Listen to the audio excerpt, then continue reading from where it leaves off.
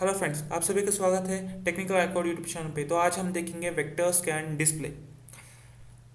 तो पिछले वीडियो में हमने देखा था सीआरटी का कैसे यूज़ होता है। जब हम पिंस पे वोल्टेज पास करेंगे तो क्या होता है, हीट होता है, तब वो इलेक्ट्रॉन्स पुश कर देगा। तो कैथोड खोलता है तो इलेक्ट्रॉन्स पुश कर देगा। तो क्या होता है, सीआरटी के स्क्रीन पर यानी फॉस्फोर स्क्रीन पे जाके इलेक्ट्रॉन स्ट्राइक कर देता है। तो क्या होता है, हमें इमेज जनरेट होके मिलता है। तो उसके बाद वो कैसे जनरेट होके मिलता है, किस तरह से हमें इमेज मिलता है, तो वो आज हम देखेंगे वेक्टर स्कैन डिस्प्ले के थ्रू, यानी आर्किटेक्चर वेक्टर स्कैन डिस्प्ले के थ्रू। ठीक है। ये सीपीयू है, ये सीपीयू से कनेक्टेड इनपुट आउटपुट पोर्ट है। ये इनपुट आउटपुट पोर्ट बेसिकली कुछ भी हो सकता है, यानी इनपुट आउटपुट पोर्ट यानी यूनिवर्सल सीरियल बस यानी यूएसबी और पोर्ट कह सकते हैं शॉर्ट फॉर्म में। यानी यूएसबी पोर्ट यानी सीपीयू से क्या क्या कनेक्ट होता है, जो कि यूएसबी पोर्ट से है, जो कि एक एक्सटर्नल हार्ड डिस्क हो सकता है, चाहे वो प्रिंटर है, स्कैनर है, माउस है, कीबोर्ड है, जो कि बहुत सारे हैं। ठीक है। तो ये सारी चीज़ें होते हैं। तो उसके बाद आता है डिस्प्ले कमांड्स, यानी डिस्प्ले के अंदर जो कि डिस्प्ले करना होता है, जो कि शो करना होता है स्क्रीन के ऊपर, जो कि कुछ इन्फॉर्मेशन स्टोर करके कंटेन करती है डिस्प्ले कमांड।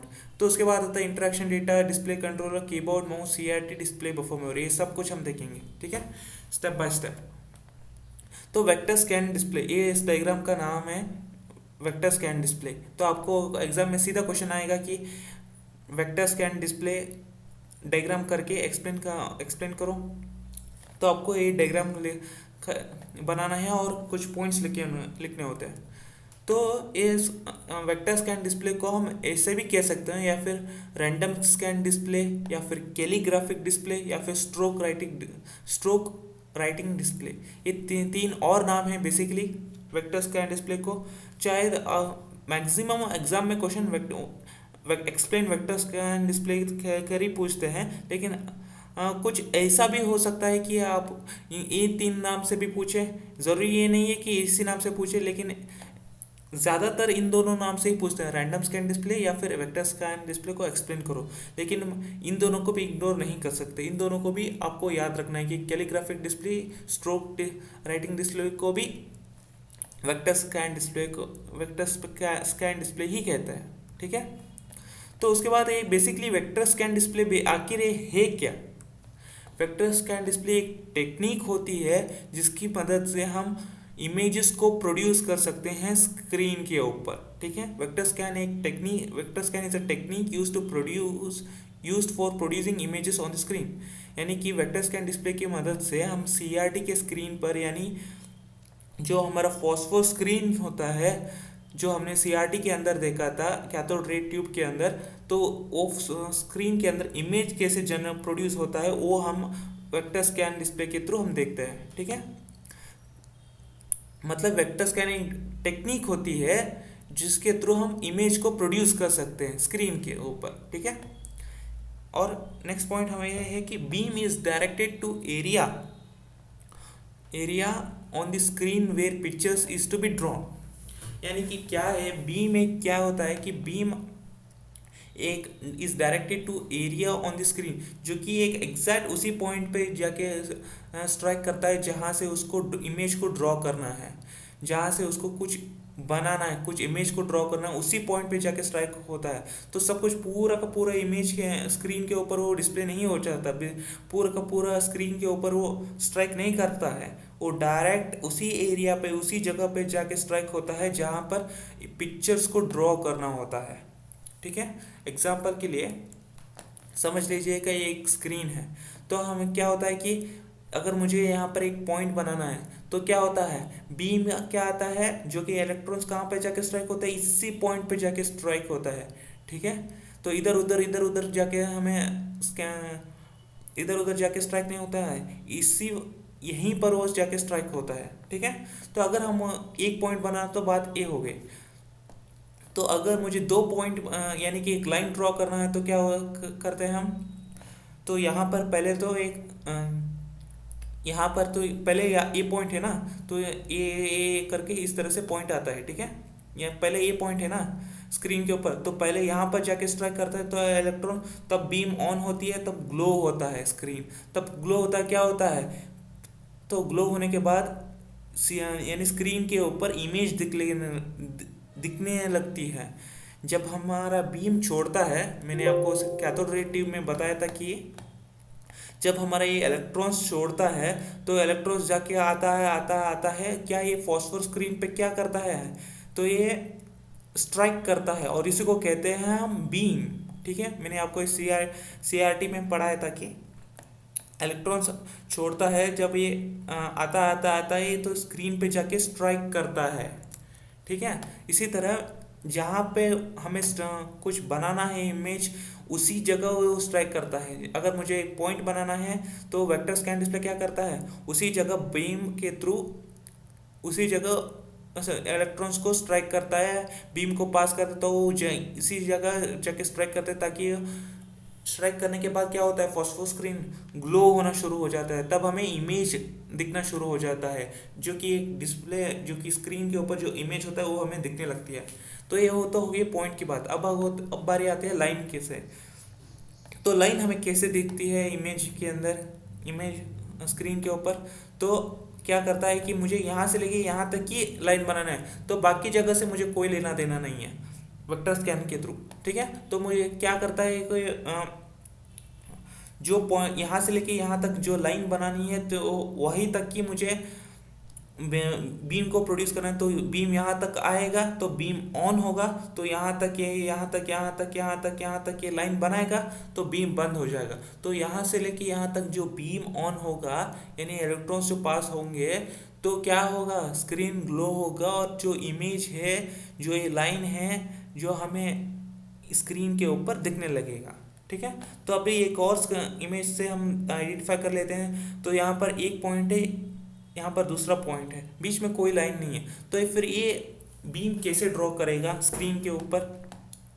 तो ये बेसिकली बीम पहले एक पॉइंट बनाना है हमें, तो एक बीम यहाँ पर जाके स्ट्राइक करेगा, यानी इलेक्ट्रॉन्स जाके स्ट्राइक करेंगे, तो उसके बाद क्या होता है, तो एक इमेज बनता है, यानी कि एक पॉइंट बनता है। ठीक है, तो उसके बाद बीम ऑन होने के बाद ही यहाँ पर जाके स्ट्राइक करता है, तो हमें एक इमेज बनता है। ठीक है, मतलब एक पॉइंट बनता है। ठीक है, तब बीम ऑफ हो जाएगा, क्योंकि हमें बीच में कोई भी लाइन बनानी नहीं है।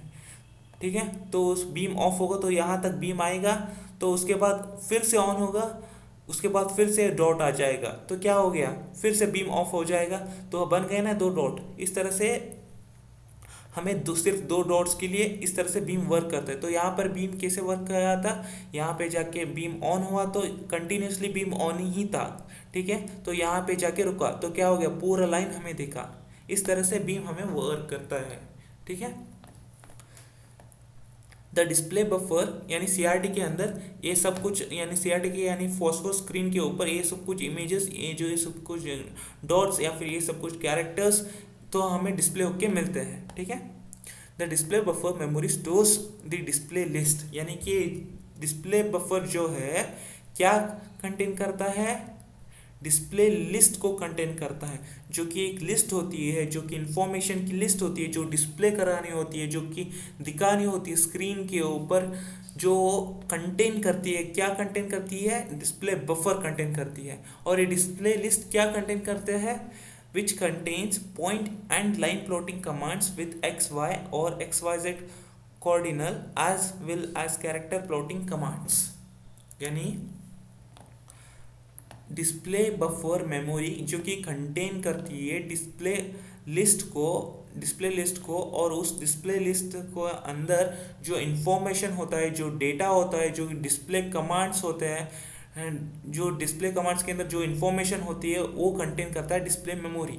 और डिस्प्ले कंट्रोलर क्या करता है, वो इन इन्फॉर्मेशन को लेके या फिर डिस्प्ले कमांड्स को लेके किसको पास कर देता है, बीम को पास कर देता है। और वो बीम क्या करता है, CRT पे कुछ ड्रॉ या फिर जो कुछ भी वो होता है, वो सब कुछ जो कुछ भी आपने बनाया हुआ दिया होगा, जो भी इंफॉर्मेशन होती है उसके थ्रू वो CRT पे ड्रॉ करता है, चाहे वो लाइन हो, चाहे डॉट हो, चाहे वो अल्फ़ाबेट हो, जो कुछ भी हो, जो इन्फॉर्मेशन होती है उसको ड्रॉ करता है। ठीक है, यानी कि डिस्प्ले कंट्रोलर डिस्प्ले बफर के अंदर जो डिस्प्ले कमांड्स होती है या फिर डिस्प्ले लिस्ट होती है, जो इन्फॉर्मेशन होती है उसको लेता है और बीम के पास भेज देता है।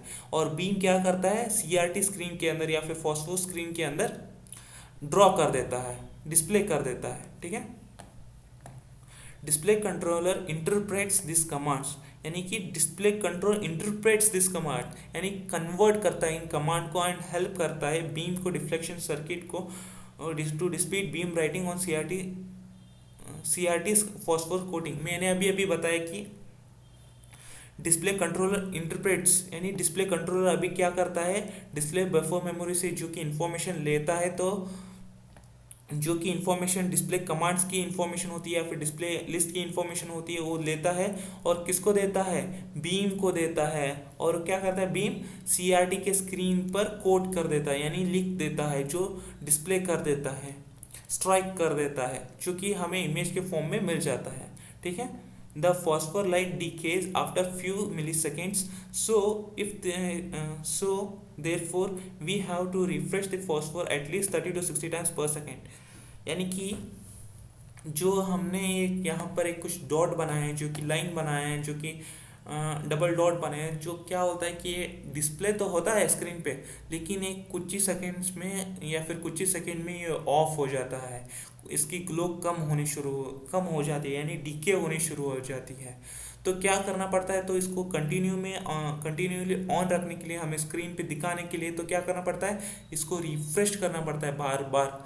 कितनी बार रिफ्रेश करना पड़ता है, 30 to 60 टाइम्स पर सेकेंड हम पर सेकेंड इसको रिफ्रेश करना पड़ता है। ठीक है, फॉस्फोर स्क्रीन पे, जिसको हम 30 to 60 FPS भी कह सकते हैं यानी फ्रेम पर सेकेंड। ठीक है, तो ये जो डॉट है, जो कि लाइन, जो कि अल्फ़ाबेट, जो कि डबल डॉट्स होते हैं, जो स्क्रीन पे ये बीम ड्रॉ करता है, जो अगर उसको इस इंफॉर्मेशन को जो स्क्रीन पे डिस्प्ले है तो इसको कंटिन्यूली रखना है, तो उसको क्या करना पड़ता है, इसको 30 to 60 टाइम्स पर सेकेंड रिफ्रेश करना पड़ता है। अगर नहीं किया तो क्या होता है, तो कुछ ही सेकेंड्स के अंदर या फिर एक सेकेंड के कुछ ही सेकेंड्स के अंदर तो क्या होता है, इसकी ग्लो कम हो जाती है और वो दिखना बंद होता है यानी धुंधला धुंधला दिखता है। ठीक है, अब तो हो गया, अब हमें सब कुछ समझ आ चुका है, लेकिन अब कुछ ये भी देख लेते हैं एडवांटेजेस एंड डिसएडवांटेजेस। इस एडवांटेजेस के बारे में पहला पॉइंट है higher resolution than raster scan display. ठीक है, यानी कि इसकी रेजोल्यूशन ज़्यादा होती है, जो कि एक रास्टर स्कैन डिस्प्ले एक अगला कॉन्सेप्ट है। फिलहाल ये वेक्टर स्कैन यानी रैंडम स्कैन डिस्प्ले है, उसके बाद एक अगला कॉन्सेप्ट आता है जो कि रास्टर स्कैन डिस्प्ले है, जो कि अगले वीडियो में आएगा आपको। तो उसकी रेजोल्यूशन से ज़्यादा इसकी रेजोल्यूशन ज़्यादा होती है, क्योंकि इसकी पिक्सल ज़्यादा होती है। मैंने आपको बताया था कि रेजोल्यूशन कैसे ज़्यादा होती है, कि अगर आपकी पिक्सल्स ज़्यादा है तो उसकी रेजोल्यूशन ज़्यादा होती है। ठीक है, क्यों रेजोल्यूशन इसकी ज़्यादा होती है, देखिए इस इमेज में देखिए, क्या हमने पूरा इमेज इसके अंदर इंफॉर्मेशन डाला था, नहीं। जहाँ पर मुझे इंफॉर्मेशन डालना है यानी इस वाले डॉट पे, वहीं पर ही मैंने इमेज इंफॉर्मेशन डाला, तो उसी इमेज पे, सो मैंने उसी पर्टिकुलर जगह पे तो हमें इंफॉर्मेशन दिखा, यानी एक इमेज दिखा, यानी एक डॉट दिखा, यानी एक इंफॉर्मेशन दिखा। सही है ना। तो उसी तरह इस वाले लाइन पे भी मुझे यहीं से लेके यहीं तक की इन्फॉर्मेशन डालना है, यानी एक जो भी ड्रॉ करना है, जो कुछ भी करना है, अल्फ़ाबेट लिखना है, तो यहीं से यहीं तक, बाकी सब जगह से मुझे कोई लेना देना नहीं है। तो क्या होता है कि यहीं से लेके यहीं तक ये काम करता है, तो इसी तरह ये डॉट्स भी है, यहीं से लेके यहीं तक ये काम करता है। ठीक है, तो इसकी पिक्सल्स की रेजोल्यूशन ज़्यादा हो जाती है compare to raster scan display, जो कि अगला कॉन्सेप्ट है। इसके पिक्सल ज़्यादा हो जाते हैं तो इसकी रेजोल्यूशन भी बढ़ती है। ठीक है, और यह प्रोड्यूस स्मूथ लाइन है, यानी कि इसकी स्मूथ लाइन होती है। Needless memory to store picture definition, यानी कि इसकी मेमोरी भी कम लेती है। क्यों कम लेती है, मैंने अभी बताया कि हमें हर जगह इंफॉर्मेशन को स्टोर नहीं कर रहे हैं, हमें हर जगह से कोई लेना देना नहीं है, सिर्फ इसे उसी जगह पे लेना देना है जहाँ पर हमें इंफॉर्मेशन को डालनी होती है। बाकी सब हमारे लिए वैसे की वैसे रही है, हमें वहाँ पर कोई भी इंफॉर्मेशन नहीं डालनी है, तो उसी जगह पे इंफॉर्मेशन डालनी है, तो इतना ही स्पेस वो कंज्यूम करेगा। ठीक है, रिक्वायर करेगा। तो क्या होती है, तो मेमोरी भी लेस पड़ती है। ठीक है, ये इसका एक एडवांटेज है। ठीक है, तो अभी डिसएडवांटेजेस क्या है, कांट ड्रॉ रियलिस्टिक इमेज, यानी कि हम इसके थ्रू कुछ रियलिस्टिक इमेजेस ड्रॉ नहीं कर सकते, कुछ गिनी चुने ही कुछ ऐसे ही चीज़ें कर सकते हैं, जैसे कि पॉइंट हो गया या फिर डॉट हो गया या फिर लाइंस हो गया या फिर कुछ अल्फ़ाबेट्स या फिर कैरेक्टर्स हो गया। इसी तरह के कुछ हम स्क्रीन के ऊपर ड्रॉ कर सकते हैं, डिस्प्ले कर सकते हैं। हम रियलिस्टिक इमेजेस, ऐसे बड़े बड़े चीज़ हम ड्रॉ नहीं कर सकते वेक्टर स्कैन डिस्प्ले के थ्रू। ठीक है, रास्टर स्कैन डिस्प्ले के थ्रू हम बहुत कुछ कर सकते हैं। limitations on color to be displayed, max color depends on how deep beam penetrates, यानी कि इसके थ्रू वेक्टर स्कैन डिस्प्ले के अंदर हम बहुत सीआरटी के स्क्रीन के ऊपर बहुत सारे कलर्स हम डिस्प्ले नहीं कर सकते, कुछ गिने चुने 4 कलर्स ही हम डिस्प्ले कर सकते हैं। लेकिन कंपेयर टू रास्टर स्कैन, इसके अंदर हम बहुत सारे कलर्स को डिस्प्ले कर सकते हैं, जितना आप गिन भी नहीं सकते। और ये पेनिट्रेट्स का मतलब ये है कि जहाँ पर ये डॉट होता है उसके अंदर तक कलर जो भेज सकते हैं हम, और उसी को कहते हैं पेनिट्रेट्स। ठीक है, तो उम्मीद है आपको वेक्टर स्कैन डिस्प्ले आपको सब कुछ समझ आ चुका होगा। अगर आपको किसी तरह का डाउट है, किसी तरह का कुछ समझ में नहीं आया है, तो क्या नीचे डिस्क्रिप्शन पे नीचे कमेंट सेक्शन पे आप कमेंट कर दीजिएगा, मैं आपको जवाब दे दूंगा। कमेंट सेक्शन आप ही के लिए खुला है, सो कमेंट करने के लिए कुछ भी संकोच ना करें। इस वीडियो को लाइक ज़रूर करें और चैनल को सब्सक्राइब और बेल आइकन ज़रूर दबाएं। डिस्क्रिप्शन पे इस वीडियो का यानी वेक्टर स्कैन डिस्प्ले का नोट्स है, जो कि हमारा वेबसाइट लिंक के अंदर है, आप चाहो तो वहाँ से भी ले सकते हैं। और हमारा टेलीग्राम चैनल का लिंक भी है, हमें वहाँ पर डेली सीजी के अंदर कुछ इन्फॉर्मेशन प्रोवाइड करते रहते हैं, और चैनल को आप वहाँ से भी ज्वाइन कर सकते हैं। इस वीडियो में इतना ही था, मिलते हैं अगली वीडियो में। Till then take care, bye bye.